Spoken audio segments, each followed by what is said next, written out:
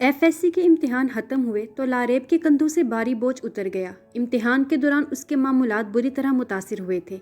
दिन रात पढ़ाई में गुम होकर वो खाने पीने और सोने जागने से बिल्कुल गाफिल थी। नफीसा बेगम उसकी खुराक का ख्याल रखने की कोशिश करती, लेकिन मुसलसल जागने और कुछ पढ़ाई की टेंशन की वजह से इसकी भूख उड़ चुकी थी। नतीजतन पेपर ख़त्म होने तक इसकी सेहत काफ़ी मुतासिर हुई थी। आंखों के गिर्द हल्के पड़ चुके थे, जो उसकी साफ रंगत पर कुछ ज़्यादा ही वाजिया दिखाई देते थे। पेपर्स के दौरान उसने खूब प्लान बनाए थे कि खूब नींद पूरी करेगी, खाए पिएगी और इंजॉय करेगी। लेकिन पेपर ख़त्म होते ही टेंशन ख़त्म हुई तो जहन हल्का फुल्का होने की वजह से नींद का नामो निशान भी गायब हो गया था। वो एक दिन भी बिस्तर पर ना लेट सकी। अब क्या करूं? शईस और मरियम स्कूल गए हुए थे और अकेली घर पर बोर हो रही थी। नफीसा बेगम घर पर थी। उसके पेपर्स की वजह से कहीं आने जाने का सिलसिला मौकूफ़ कर रखा था। अब उसके फारिग होते ही वो अपनी छोटी नंद के पास जेहलम जाने के लिए तैयार हो गई। लारेब की छोटी पुप्पो नौरीन की सास पिछले कई दिनों से बीमार थी। लारेब के अब्बाजान उनकी अयादत के लिए गए थे, जबकि अम्मी सिर्फ फ़ोन पर हाल अहवाल दरियाफ्त कर सकी। अम्मी, आप मुझे भी साथ ले जाएं, मैं पुप्पो के पास कुछ दिन रह लूँगी। अब फारिग रहकर घर में क्या करूँ? उसने अम्मी के कपड़े इस्त्री करके बैग में रखते हुए उनसे कहा।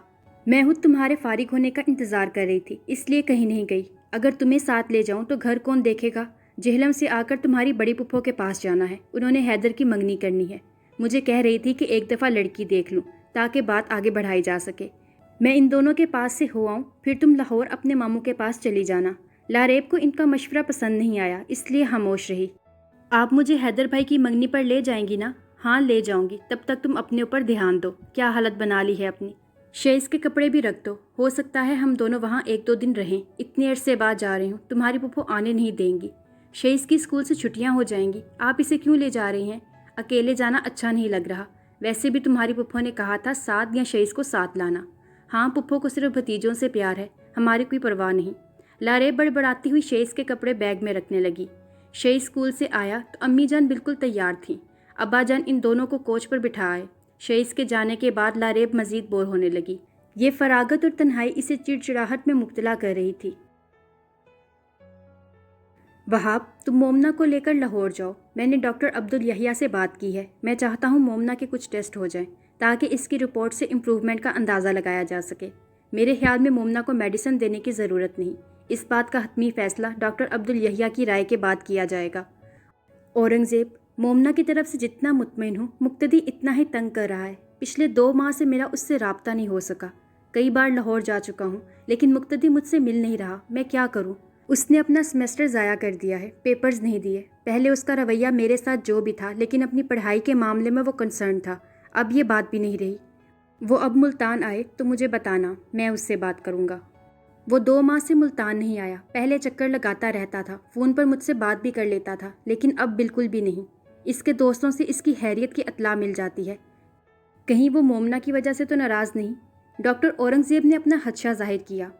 नहीं, मेरा ख्याल है ऐसा नहीं है। वो मोमना की मौजूदगी में 2-3 बार आया था, लेकिन इसने ऐसा कुछ नहीं कहा। अगर इसे मोमना की वजह से कोई शिकायत है तो वो कम अज़ कम मुझसे बात तो करे। तुम फिक्र ना करो, मैं इसे समझाऊंगा। मैं मुक्तदी से राब्ता करता हूँ। वहाब अहमद शिकस्ता कदमों से डॉक्टर औरंगज़ेब के ऑफिस से निकल गए। डॉक्टर ने इंतहाई तासुब से इन्हें जाता देखा। वहाब अहमद जवानी के दिनों में ज़िंदगी जितनी बेफिक्री और ऐशो अशरत में गुजारी थी, अब ज़िंदगी इतने ही इम्तहान लेने पर तुली हुई थी।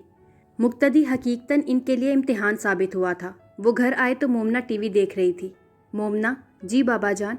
टीवी की आवाज़ आहिस्ता करो। मोमना ने सर असबात में हिलाया और उठकर टीवी के करीब जाने लगी। मोमना, रिमोट से आवाज़ कम करो। ओह, मोमना ने रिमोट कंट्रोल हाथ में पकड़ा हुआ था। इसने आवाज़ कम कर दी। मम्मी, मुझे अपने हाथों से चाय बनाकर पिलाओ। वो अखबार देखते हुए इससे फरमाइश कर रहे थे। जी बाबा। वो किचन में चली गई। चाय में कितनी चीनी डाली थी? उन्होंने चाय का सिप लेकर पूछा। मोमना ने जहन पर जोर देकर याद करने की कोशिश की। सॉरी बाबा जान, मैं भूल गई। वो किचन में शुगर पॉट लेने चली गई।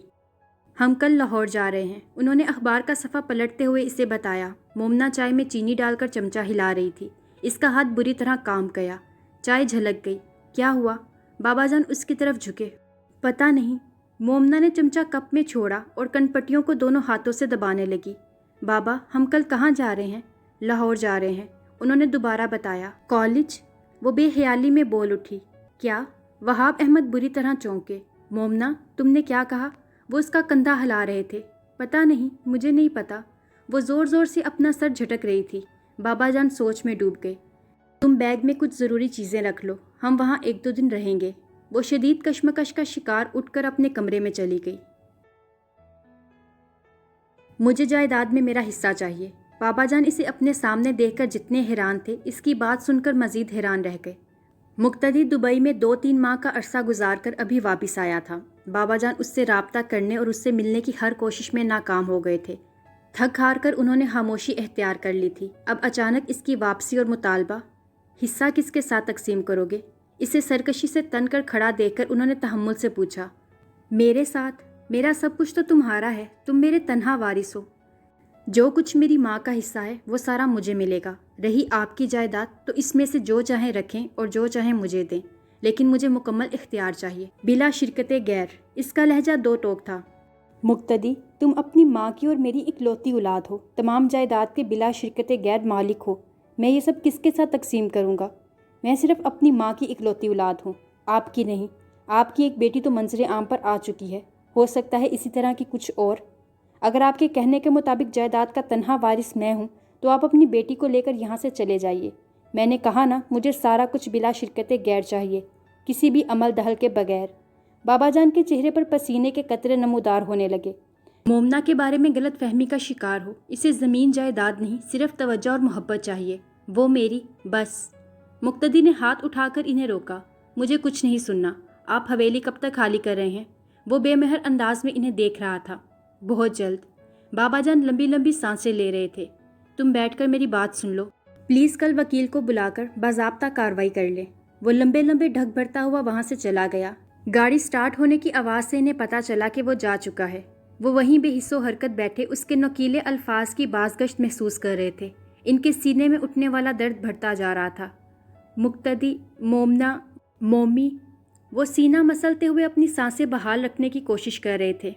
बाबा जान, मैं आपके साथ मिलकर।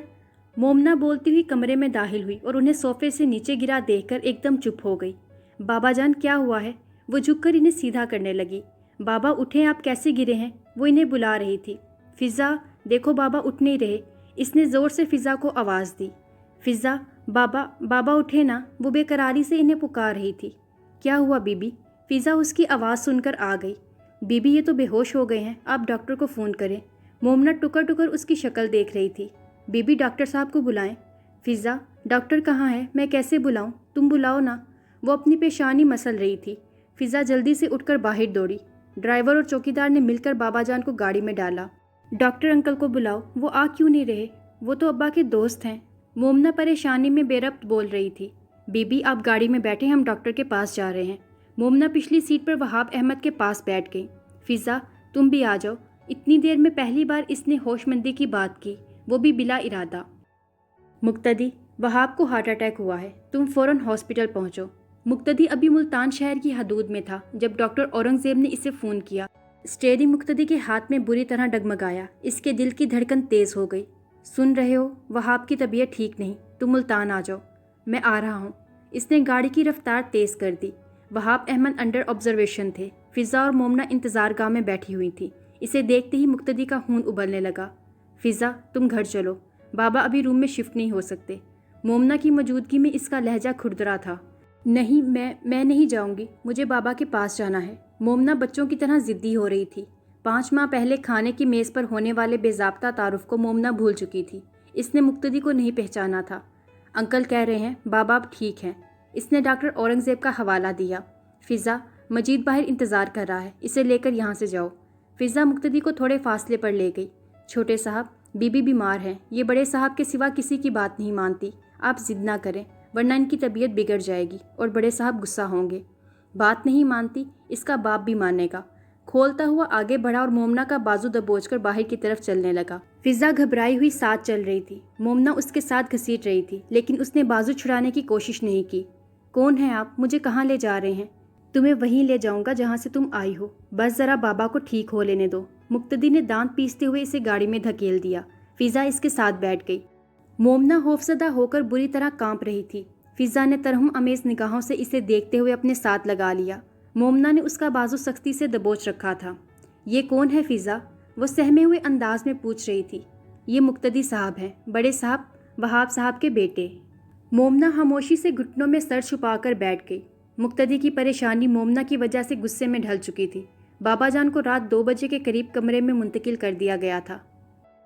مقتدی کو بلاؤ، وہ کہاں ہے؟ انہوں نے ہوش میں آتے ہی اس کے بارے میں پوچھا۔ آپ ابھی بات نہیں کریں، آپ کے لیے زیادہ بولنا مناسب نہیں ہے۔ ڈیوٹی پر موجود ڈاکٹر نے انہیں نرمی سے سمجھایا۔ اورنگزیب کہاں ہے؟ اسے کہو مقتدی کو بلائے۔ ڈاکٹر اورنگزیب جدید سہولیات سے آراستہ اس ہسپتال کے مالک تھے اور مریض کے ڈاکٹر اورنگزیب سے بے تکلفانہ مراسم کی وجہ سے ڈاکٹر بہت محتاط اور مؤدب تھا۔ ڈاکٹر اورنگزیب صبح 10 بجے سے مسلسل وہاب احمد کی وجہ سے ہسپتال میں تھے۔ ان کی طبیعت سنبھلنے پر وہ آرام کے لیے گھر گئے تھے۔ اسی وقت مقتدی کچھ دوائیں اور انجیکشن وغیرہ لے کر کمرے میں داخل ہوا۔ وہ مقتدی آ گیا۔ اسے دیکھ کر ان کے نکاحت زدہ چہرے پر رونق آ گئی۔ بابا جان آپ آرام کریں، میں یہیں ہوں آپ کے پاس۔ مقتدی نے آگے بڑھ کر نرمی سے ان کا ہاتھ تھپتھپایا۔ نہیں، مجھے ابھی تم سے کچھ کہنا ہے۔ ڈاکٹر نے ڈرپ میں انجیکشن شامل کیا۔ بابا جان دوا کے زیر اثر غنودگی میں جا رہے تھے۔ مقتدی پاس کھڑا ان کی بند ہوتی ہوئی آنکھیں دیکھ رہا تھا۔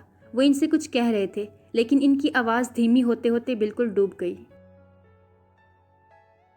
کنگ ایڈورڈ میڈیکل کالج کے گرلز ہاسٹل میں اپنا سامان اپنے کمرے میں شفٹ کرتے ہوئے لاریب اتنی خوش نہیں تھی جتنی وہ ہونا چاہتی تھی۔ وہ ذہنی طور پر راولپنڈی میڈیکل کالج میں جانے کے لیے تیار تھی۔ ایف ایس سی کے ایگزام سے انٹری ٹیسٹ کی تیاری اور میرٹ لسٹ لگنے تک اسے پورا یقین تھا، مگر چاروں ناچار وہ کنگ ایڈورڈ میڈیکل کالج میں چلی آئی۔ وہ سعد مصطفیٰ کو آئیڈیلائز کرتی تھی اور اس جیسی ہونہار محنتی میڈیکل اسٹوڈنٹ بننا چاہتی تھی۔ سعد میڈیکل کے سیکنڈ لاسٹ ایئر میں تھا، اس کے بعد اسپیشلائز کرنا چاہتا تھا۔ آرتھوپیڈک سرجن بننا لاریب مصطفیٰ کا خواب تھا اور اپنے خواب کی تکمیل کے لیے وہ پہلا زینہ RMC کو بنانا چاہتی تھی، لیکن نتائج اس کی توقع کے برعکس نکلے۔ اس لیے وہ روایتی جوش و خروش کا مظاہرہ نہیں کر رہی تھی جو میڈیکل کالج میں نئے آنے والے طلباء کے ہر انداز سے جھلکتا تھا۔ لاہور میں ایڈمیشن ہونے کے کئی فوائد ہیں۔ یہاں سے گھر آنا جانا تمہارے لیے آسان ہوگا۔ میرا RMC میں 1 سال رہ گیا ہے، اس کے بعد میں لاہور آ جاؤں گا۔ میرے بعد تمہیں وہاں تنہا رہنا پڑتا، اس لیے بہتر ہے کہ تم لاہور میں پڑھو۔ میں ہاؤس جاب یہیں کروں گا۔ کوئی بات نہیں بھائی، میں خوش ہوں، شکر ہے یہاں ایڈمیشن ہو گیا، ورنہ یہاں بھی بڑا زبردست کمپٹیشن تھا۔ ٹھیک کہہ رہی ہو، اب دل لگا کر پڑھنا۔ اور ہاں لاریب، یہ بات یاد رکھنا کہ تم یہاں پڑھنے کے لیے آئی ہو، صرف پڑھنے۔ اپنے مقصد کو یاد رکھنا۔ مجھے اور بابا جان کو تم پر اعتماد اور مان ہے۔ اس مان اور اعتماد کو تم نے قائم رکھنا ہے۔ تم جس انداز اور سوچ کو لے کر یہاں آئی ہو، میں چاہتا ہوں اسی وقار کے ساتھ واپس جاؤ۔ اپنے گاؤں میں ہسپتال تعمیر کرنا تمہارا خواب ہے۔ میں تمہارے اس خواب کو اپنی آنکھوں میں سجائے تمہاری کامیابی کا منتظر ہوں۔ لاریب پورے جی جان سے سعد کے ہاتھ کی گرمی اپنے ہاتھ پر محسوس کر رہی تھی۔ اس نے سعد کے الفاظ ہمیشہ کے لیے اپنی سماعتوں میں محفوظ کر لیے۔ سعد بھائی، آپ کا اعتماد میرا حوصلہ اور ہمت ہے۔ میں اس اعتماد اور اعتبار کو اپنی جان سے بڑھ کر عزیز رکھوں گی۔ آپ بے فکر رہیں، بس میری کامیابی کے لیے دعا کیجیے گا۔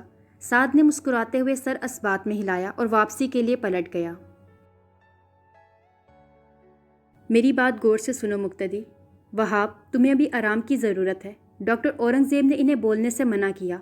نہیں اورنگزیب، میں اب ٹھیک ہوں۔ شاید یہ مہلت اسی لیے ملی ہے کہ میں اپنا فرض ادا کر دوں۔ مقتدی سر جھکائے ہوئے ان کے قریب کرسی پر بیٹھا ہوا تھا۔ ان کی بات سن کر اس نے ایک لمحے کے لیے سر اٹھایا اور دوبارہ اپنے جوتوں پر نگاہ جما دی۔ ڈاکٹر اورنگزیب ان دونوں کو کمرے میں چھوڑ کر خود باہر چلے گئے۔ میں اپنے اعمال اور طرز عمل کے لیے کوئی وضاحت نہیں دے سکتا، کیونکہ میرے پاس وضاحت دینے کے لیے کچھ بھی نہیں ہے۔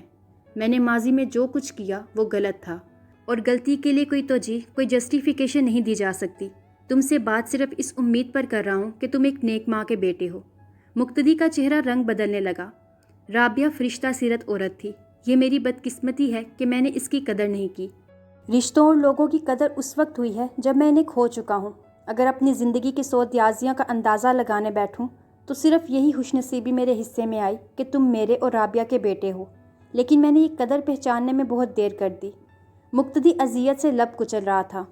میں یہ حق نہیں رکھتا کہ تم سے کچھ منوا سکوں، کیونکہ میں نے کوئی فرض ادا ہی نہیں کیا۔ تم نے رابعہ کی کوکھ سے جنم لیا ہے، اس کی ممتا کے صدقے میں تم سے التجا کرتا ہوں کہ تم مومنہ سے نکاح کر لو۔ مقتدی کو حیرت اور بے یقینی کا شدید جھٹکا لگا۔ وہ کرسی دھکیل کر کھڑا ہو گیا۔ وہ تو سمجھا تھا کہ مومنہ بابا کی حقیقی بیٹی ہے۔ یہی بات اس سے پچھلے کئی ماہ سے کانٹوں پر گھسیٹ رہی تھی۔ وہ پلکیں جھپکائے بنا ان کا چہرہ دیکھ رہا تھا۔ میں نے مومنہ کی ذمہ داری پوری دیانت داری سے اٹھائی ہے۔ شاید لاشعوری طور پر میں اپنی ناآسودہ حسرتیں اسے پیار کر کے پوری کرنا چاہتا تھا، لیکن اب مجھے ڈر لگ رہا ہے۔ میں دل کا مریض ہوں، یہ دوسرا اٹیک ہے۔ میرے بعد مومنہ کا کیا بنے گا؟ وہ تمہارے ساتھ کسی شرعی اور قانونی رشتے کے بغیر حویلی میں نہیں رہ سکے گی۔ میں اسے کوئی گھر لے دوں، لیکن وہ بغیر کسی سہارے کے نہیں رہ سکتی۔ مقتدی سن ہوتے ذہن کے ساتھ ان کی بات سن رہا تھا۔ تم اسے صرف اپنا نام دے دو تاکہ وہ معاشرے میں سرخرو ہو سکے۔ وہ تمہاری زندگی میں کسی قسم کی مداخلت نہیں کرے گی۔ وہ سکتہ میں کھڑا تھا۔ مقتدی، تم سن رہے ہو؟ انہوں نے پتھر کی طرح ساکت کھڑے مقتدی کو دیکھ کر اٹھنے کی کوشش کی۔ وہ چونک کر آگے بڑھا۔ آپ لیٹے رہیے۔ اس نے انہیں کندھوں سے تھام کر لٹایا۔ اگر مومنہ بالکل ٹھیک ہوتی تو میں کہیں اور اس کا رشتہ دیکھ لیتا۔ آپ صحت یاب ہو کر گھر چلیں، ہم اس موضوع پر بعد میں بات کریں گے۔ مقتدی کو اپنے دل پر چھایا غبار چھٹتا ہوا محسوس ہوا۔ مومنہ کہاں ہے؟ وہ کل سے میرے پاس نہیں آئی۔ میں مجید کو بھیجتا ہوں، وہ اسے لے آئے۔ مقتدی خود کو مزید بولنے کی پوزیشن میں نہیں پا رہا تھا، اس لیے چھپکے سے باہر چلا آیا۔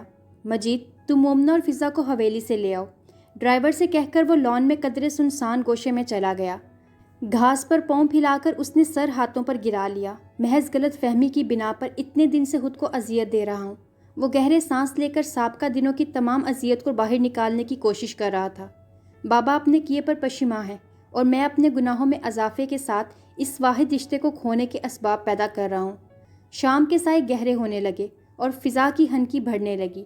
وہ الجھے ہوئے ذہن کے ساتھ اٹھ کر ہسپتال کی اندرونی عمارت کی طرف بڑھ گیا۔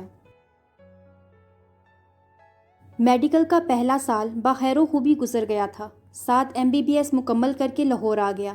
اس نے ہاؤس جاب شروع کر دی۔ لاریب اس کے آنے پر بہت خوش تھی۔ وہ ہاسٹل چھوڑ کر ساتھ کے ساتھ فلیٹ میں شفٹ ہو گئی تھی۔ پڑھائی کے سلسلے میں اسے ساتھ سے بہت مدد مل رہی تھی۔ ہفتے کی شام دونوں گاؤں چلے جاتے اور پیر کی صبح منہ اندھیرے وہاں سے روانہ ہوتے۔ ساتھ پچھلے کئی سالوں سے گھر سے دور تھا، لیکن لاریب کے جانے پر سب سے زیادہ شئیس اداس تھا۔ وہ ہر روز لاریب سے فون پر بات کرتا۔ 15 دن بعد جب وہ گھر جاتی تو شئیس کی فرمائشوں کی لسٹ بالکل تیار ہوتی۔ خود تو آرام سے لاہور چلی گئی ہو، تمہارے حصے کے سارے کام مجھے کرنے پڑتے ہیں۔ مریم کے شکوے اپنی نوعیت کے تھے۔ پہلے سارے کام میں کرتی تھی، اب تمہاری باری ہے۔ وہ مسکرا کر اسے چھیڑتی۔ کمرے میں اکیلے رہنا مجھے بالکل اچھا نہیں لگتا۔ کوئی بات نہیں، جلدی سے FSC کر لو، پھر تم بھی میرے اور سعد بھائی کے پاس لاہور آ جانا۔ جی نہیں شکریہ، میں FSC نہیں کروں گی، مجھے لٹریچر پڑھنا ہے۔ میں لیکچرار بنوں گی، ہمارے گھر میں 2 ہی ڈاکٹر کافی ہیں۔ اور میں کرکٹر بنوں گا، شئیس اپنے ارادے بتاتا۔ نہیں، تم شیف بن جانا تاکہ مزے مزے کے کھانے بنا کر کھا سکو۔ مریم اسے چھیڑتی۔ جی نہیں، کھانے لاریب آپ ہی بناتی ہیں۔ وہ لاریب کے گلے میں جھول جاتا۔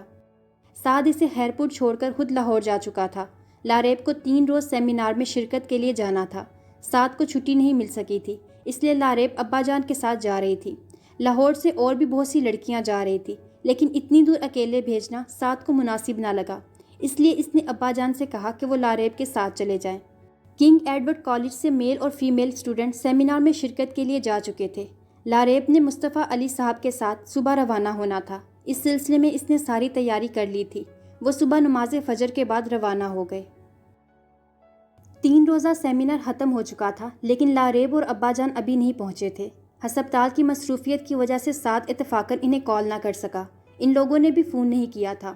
مصطفیٰ صاحب اور لاریب نے شیخو پورہ جانے کی بجائے سیدھا سعد کے پاس لاہور آنا تھا۔ سعد کو خیال آیا شاید وہ میرپور چلے گئے ہوں گے۔ یہی بات کنفرم کرنے کے لیے اس نے مصطفیٰ صاحب کو فون کیا، لیکن ان کا فون بند تھا۔ لاریب سے بھی رابطہ نہیں ہو رہا تھا۔ سعد کو پریشانی ہونے لگی۔ اگر وہ دونوں میرپور نہیں پہنچے تھے تو پھر وہ کہاں گئے؟ سعد لاریب کے کالج گیا، ہو سکتا ہے ابھی باقی اسٹوڈنٹ بھی واپس نہ آئے ہوں، اور وہاں سے اسے پتہ چلا کہ لاریب سیمینار میں پہنچی ہی نہیں۔ سعد کے پاؤں تلے سے زمین سرک گئی۔ اس کی بہن اور باپ لاپتہ ہو چکے تھے۔ 5 دن ان کا پتہ چلانے کی جدوجہد کے بعد وہ ساہیوال میں ہونے والے حادثے کے متاثرین تک پہنچا۔ اس نے ٹی وی پر ساہیوال ریلوے اسٹیشن پر ہونے والے بم دھماکے کی خبر سنی تھی۔ یہی خبر شیخو پورہ کے نواحی گاؤں میرپور میں نفیسہ بیگم نے بھی سنی تھی، لیکن ان سب کے وہم و گمان میں بھی نہ تھا کہ یہ آگ ان کے دامن کو لپیٹ میں لے چکی ہے۔ دن اور رات کا فرق بھلائے اس نے ساہیوال کے تمام چھوٹے بڑے ہسپتال چھان مارے، لیکن مصطفیٰ صاحب اور لاریب کا کہیں سراغ نہیں مل رہا تھا۔ وہ اپنی ماں کو جھوٹی تسلیاں دیتے ہوئے تھک گیا تھا۔ لاہور سے علی الصبح روانہ ہونے والی ٹرین ساہیوال کے پہلے اسٹیشن پر رکی تو بہت سے لوگ ایشیائے خورد و نوش ناشتے کے لیے چائے وغیرہ لینے کے لیے ٹرین سے اتر گئے اور بعض صرف اسٹیشن پر گھومنے پھرنے اور گہما گہمی کا نظارہ کرنے کے لیے اترے۔ صبح کا وقت ہونے کی وجہ سے اسٹیشن پر کافی رش تھا۔ ٹرین کا انجن حرکت میں آ رہا تھا۔ لاریب کو خدشہ ہوا کہ کہیں ٹرین چلی نہ جائے۔ ابا جان کو واپس آتے دیکھ کر اسے تسلی ہوئی تھی۔ اسی وقت کانوں کے پردے پھاڑ دینے والا زوردار دھماکہ سنائی دیا۔ اس خوفناک دھماکے کے نتیجے میں لوگ فضا میں اڑتے ہوئے ٹکڑوں میں بٹ رہے تھے۔ ہر طرف بھگدڑ اور چیخو پکار مچی ہوئی تھی۔ لاریب نے پتھرائی ہوئی آنکھوں کے ساتھ مصطفیٰ صاحب کا خون میں نہایا ہوا وجود دیکھا۔ شدید اذیت اس کی روح کے آر پار ہو رہی تھی۔ وہ بے دم ہو کر گر پڑی۔ اس کی آنکھیں بند ہو رہی تھی۔ اسے یوں محسوس ہوا جیسے اس کی جان نکل گئی ہو۔ چند لمحوں میں وہ ہر طرف کی بھرپا قیامت سے بے خبر ہو چکی تھی۔ بابا جان گھر جانے کی تیاری کر رہے تھے، لیکن اچانک انہیں دوبارہ دل کی تکلیف شروع ہو گئی۔ بہترین ٹریٹمنٹ کے باوجود انہیں انجائنا کا ہلکا سا اٹیک ہو گیا۔ وہاب کو بائی پاس کی ضرورت پڑ سکتی ہے۔ ڈاکٹر اورنگزیب نے مقتدی کو اصل صورتحال سے آگاہ کرنا مناسب سمجھا۔ مقتدی ان کی بات سن کر پریشان ہو گیا۔ مومی کہاں ہے؟ ذرا سی حالت سنبھلتے ہی وہاب احمد نے مومنہ کو پکارا۔ اورنگزیب، مومنہ کا خیال رکھنا، میں شاید زندہ نہ رہ سکوں۔ انہیں خود سے زیادہ مومنہ کی پریشانی تھی۔ تم مومنہ کی فکر نہ کرو، ہم ابھی مومنہ کا مقتدی سے نکاح کر دیتے ہیں۔ ہمیں کون سا اس سلسلے میں دیکھ بھال کرنی ہے، تم خود کو پرسکون رکھو، میں اور مقتدی مومنہ کا خیال رکھ رہے ہیں۔ مقتدی گمسم ان کی باتیں سن رہا تھا۔ تم مومنہ کے بارے میں مقتدی کو بتا دو، بابا جان نے تذبذب کا شکار لہجے میں ڈاکٹر سے کہا۔ وہ ہو جائے گا، تم فکر نہیں کرو۔ ڈاکٹر اورنگزیب نے لاپرواہی سے سر ہلایا۔ میں نکاح کے لیے انتظامات کرتا ہوں، تم جلدی سے بستر چھوڑو، پھر مقتدی کا ولیمہ پوری شان و شوکت سے کریں گے۔ ڈاکٹر اورنگزیب کی سرپرستی میں مومنہ کا نکاح مقتدی کے ساتھ بڑی سادگی سے ہوا تھا۔ اس نئے رشتے کا اعصابی رد عمل اور بابا جان کی صحت کے بارے میں مسلسل تشویش نے اسے تھکا ڈالا تھا۔ 2 دن بعد ڈاکٹر اورنگزیب نے تقریباً زبردستی اسے کچھ دیر آرام کرنے کے لیے ہسپتال سے گھر بھیج دیا تھا۔ حویلی آتے ہی اس کا سامنا مومنہ سے ہوا تھا۔ وہ حسب معمول جھولے پر بیٹھی درختوں اور پھولوں کا جائزہ لے رہی تھی۔ مقتدی جس چیز کو اس کی بے نیازی اور خود فراموشی سمجھتا تھا وہ مومنہ کی ذہنی کیفیت تھی۔ ہلکے سبز سوٹ میں قدرے الجھے بالوں کے ساتھ آہستہ آہستہ جھولا جھولتی مومنہ سے وہ نگاہ نہ ہٹا پایا۔ بہترین ماحول اور توجہ کی وجہ سے اس کا روشن چہرہ گلابیاں جھلکا رہا تھا۔ اس نے پاؤں جھولے میں رکھے ہوئے تھے۔ مقتدی کے دل نے سینے میں کروٹ لی۔ مومنہ بلا شبہ غیر معمولی حسین اور خوبصورت سراپے کی مالک تھی۔ اس کی لاپرواہی نے اس کے چہرے کے تاثر کو مزید خوبصورتی بخشی تھی۔ وہ یکٹک اسے دیکھ رہا تھا۔ اس کی نظروں کی تپش نے مومنہ کو بے چین کر دیا۔ وہ سر گھما کر ادھر ادھر دیکھنے لگی۔ اس کی نظر تھوڑے فاصلے پر کھڑے مقتدی پر پڑی تو گھبرا گئی۔ مقتدی کے ساتھ اس کی ملاقاتیں ہرگز خوشگوار نہیں تھی۔ وہ اٹھ کر کھڑی ہو گئی۔ مقتدی کی نگاہیں اس کے سفید نرم و ملائم پاؤں پر الجھ رہی تھی۔ وہ چلتا ہوا اس کے قریب آ گیا۔ زمین کافی ٹھنڈی ہے، جوتا پہن لو۔ مومنہ تیزی سے جوتا پہن کر جانے لگی۔ مقتدی نے اس کا ہاتھ تھام لیا۔ مومنہ کا رنگ اڑ گیا۔ وہ آنکھیں پھیلائے اسے دیکھ رہی تھی، قاتل آنکھیں۔ وہ دھیرے سے بڑبڑایا۔ مومنہ کی بوکھلاہٹ اور ہچکچاہٹ مقتدی کو مزہ دے رہی تھی۔ ڈر کیوں رہی ہو؟ بابا نے تمہیں بتایا تو تھا کہ میں اب تمہیں نہیں ڈانٹوں گا، ورنہ وہ میرے کان کھینچیں گے۔ یقین نہیں آ رہا تو ان سے پوچھ لینا۔ وہ اسے اندر لے جانے لگا۔ میرا ہاتھ چھوڑے، مومنہ نے بمشکل کہا۔ مقتدی نے چونک کر اسے دیکھا اور اس کا ہاتھ چھوڑ دیا۔ یہ تو 100% عورتوں والی حس رکھتی ہے، جبکہ انکل کہہ رہے تھے کہ… وہ مومنہ کے ساتھ قدم ملا کر چلتے ہوئے سوچ رہا تھا۔ روشن اور سحر آنکھوں، متناسب سراپے والی مومنہ 6 فٹ سے نکلتے ہوئے قد اور باروب شخصیت کے مالک مقتدی کے پہلو میں چلتی ہوئی خوب جچ رہی تھی۔ بابا جان ہسپتال سے ڈسچارج ہو کر گھر آئے تو مقتدی لاہور چلا گیا۔ نہ جانے کس جذباتی لمحے میں آ کر اس نے بابا جان کی بات مان لی تھی، ورنہ اس نے کبھی شادی نہ کرنے کا فیصلہ کر رکھا تھا۔ عورت اس کے لیے ناقابل معافی اور ناقابل برداشت تھی۔ یونیورسٹی میں اس کے دوست اس بات سے بہت چڑھتے تھے۔ اب تقدیر نے اسے یوں بے بس کیا کہ وہ پر کٹنے پر حیران رہ گیا۔ بابا جان کی جذباتی باتوں اور کچھ مومنہ میں ایسا سحر ضرور تھا کہ مقابل بے خود ہو جائے۔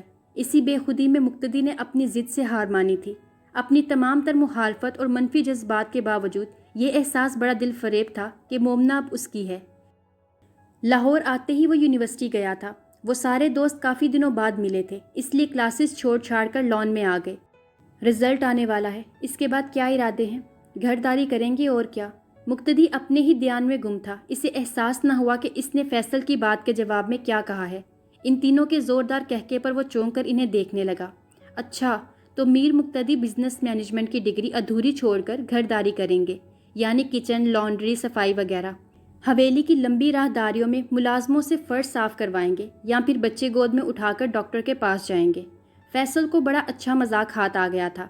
वो हंसते हुए मुक्तदी को छेड़ने लगा। मुक्तदी मुस्कुराते हुए इसकी बात सुन रहा था।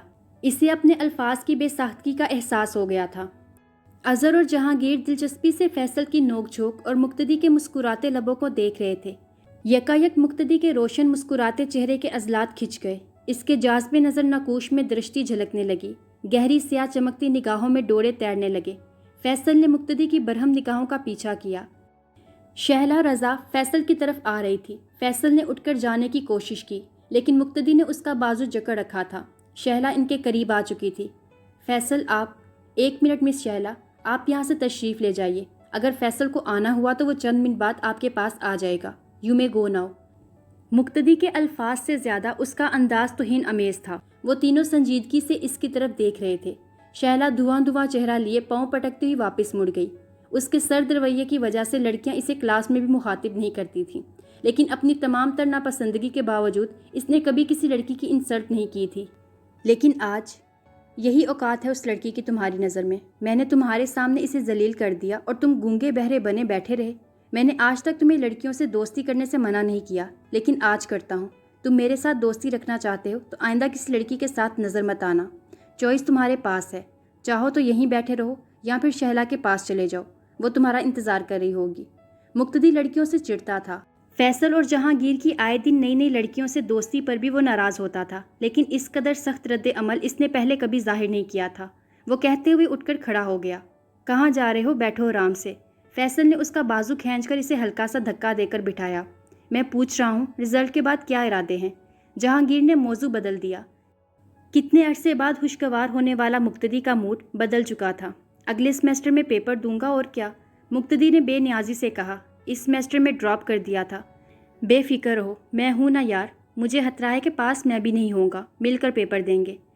तुम शहला, शकूरन और नसीबन के ख्यालों से निकलो तो पढ़ाई पर ध्यान दो, मुक्तदी ने जलकर कहा तो अजहर और जहांगीर ने बमुश्किल अपनी मुस्कुराहट जब्त की। फैसल की शक्ल देखने वाली थी। इस तरह की लड़कियां इस काबिल नहीं होती कि इनसे बात भी की जाए, बल्कि निगाह भी डाली जाए। औरत का मतलब है सतर, सो औरत वही जो चादर और चार दीवारी के मफहूम पर पूरी उतरे। इसके तस्वुर में राबिया अहमद का नूरानी चेहरा दर आया, साथ ही मोमना की याद दिल पर दस्तक देने लगी। ये था रंजे मुसलसल से गुजरे का 3rd पार्ट। पसंद आने पर इसको ज़्यादा से ज़्यादा फेसबुक और व्हाट्सएप के ग्रुप्स में अपने फ्रेंड्स के साथ शेयर करें। और अगर आपने अभी तक इस चैनल को सब्सक्राइब नहीं किया हुआ तो इसको जल्दी से सब्सक्राइब कर लें और साथ में मौजूद बेल आइकन को ज़रूर प्रेस करें।